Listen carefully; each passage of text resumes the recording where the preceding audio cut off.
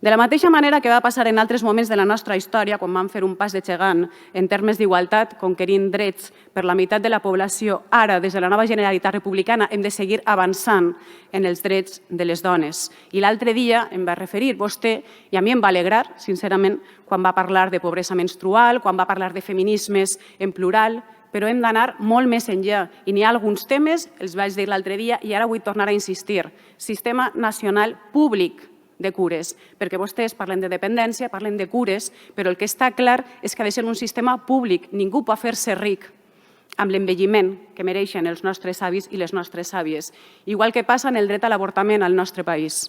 Sabem que no està garantit en condició d'igualtat a tots els territoris. L'altre dia em va referir, i vull repetir-ho, Terres de Lleida, Pirineu i Aran.